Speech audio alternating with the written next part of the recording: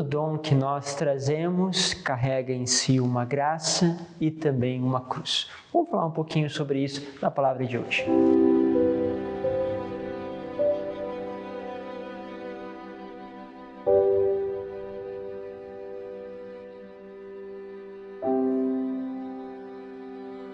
Em nome do Pai, do Filho e do Espírito Santo. Amém.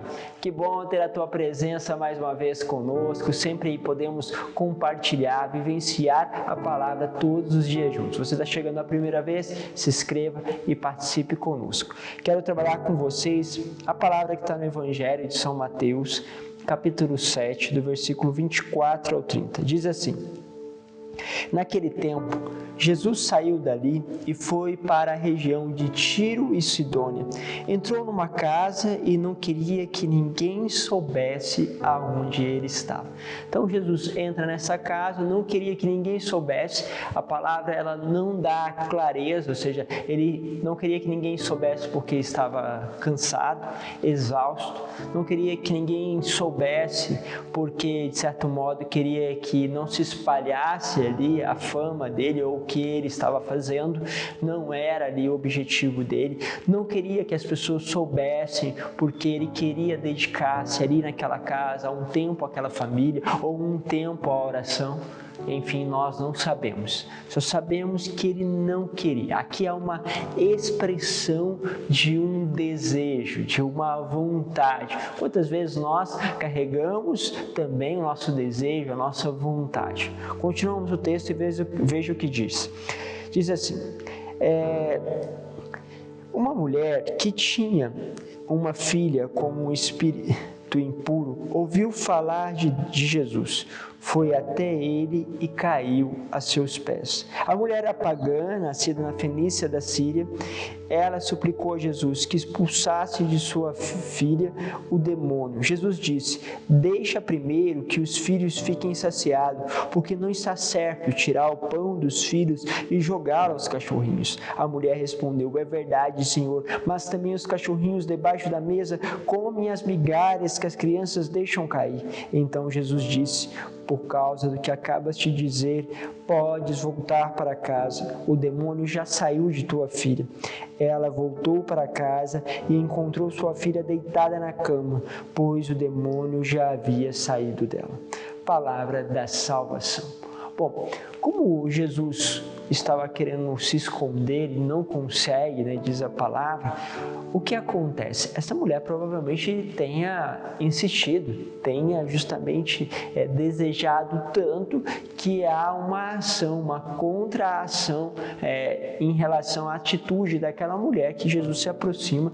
É uma palavra dura, mas porque ela era justamente pagã, ele estava dizendo: olha, mas a salvação, a graça não veio para Israel, como posso?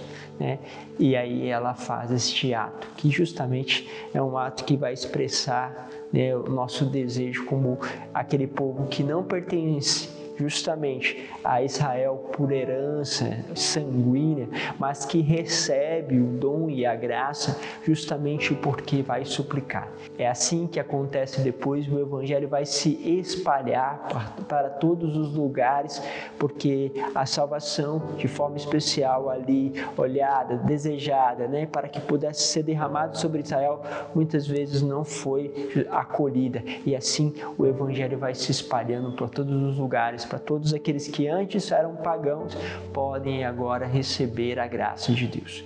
Bom, percebendo uma coisa, Jesus ele tinha um desejo, tinha uma vontade, assim como nós, como eu havia comentado no começo deste vídeo. O que acontece? Ele precisou deixar a sua vontade, porque as pessoas percebiam que havia um dom de cura que estava nele, que havia um dom de libertação que estava nele. Ou seja, as pessoas podem até não reconhecê-lo como Deus, mas percebiam um dom, uma graça. Então o que faz? As pessoas vão lá e querem também experimentar desta graça. Assim acontece até hoje. Quando você tem um dom de comunicar, quando você tem um dom dom, por exemplo, de cura, um dom de libertação, um dom para tocar, né? Por exemplo, um instrumento musical, ou até mesmo não um instrumento, mas o uso da sua própria voz, ou você tem um dom de organização, de liderança. O que você vai perceber? Que isso é uma graça, mas ao mesmo tempo vai fazer com que em vários momentos você tenha que deixar a tua vontade, porque você não vai poder dizer simplesmente eu queria e fiz. Não é eu quero e fiz. Ou seja, eu tenho um desejo, eu tenho vontade de estar sozinho, eu tenho vontade de hoje não assumir aquela responsabilidade, eu tenho desejo de não tocar hoje ali naquela celebração ou animar aquele grupo. Eu tenho desejo, tenho vontade, mas por ter recebido um dom, a tua vontade precisa ser deixada em prol de um projeto maior. Ah, mas padre, eu tenho todas as justificativas, eu preciso disso, eu preciso... Pois bem, você acha que Jesus, que é Deus, ele não seria a primeira pessoa a ter as melhores justificativas? Não seria o primeiro a estar certo da sua vontade? Se Deus, que manifesta uma vontade, soube quebrar a sua vontade por causa de alguém, e não estamos falando de um judeu, não estamos falando de uma judia, nós estamos falando de alguém que estava fora ainda.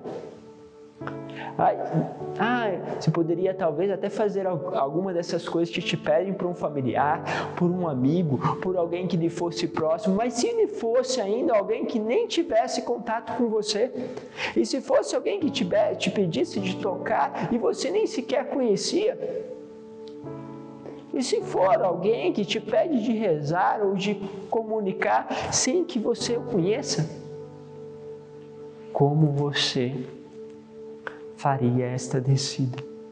Você poderia ver tudo isso como um baita de um sofrimento e uma cruz?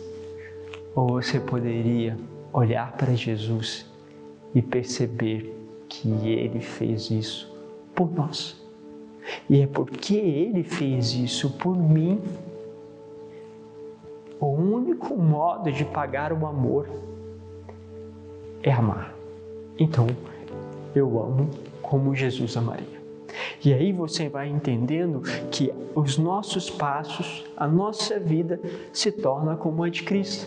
Porque por mim, eu queria isso, queria aquilo outro, faria aquilo outro, mas Deus me pede um outro ponto, uma outra forma através de uma pessoa que se aproxima. Entende um pouquinho sobre isso? Por isso, dentro desta realidade, todo dom é uma graça para a vida de todos e também para nós. Mas ao mesmo tempo, atrás dessa graça vai existir sempre uma cruz que deve e precisa ser carregada. Deus os abençoe, Pai, Filho e Espírito Santo. Amém.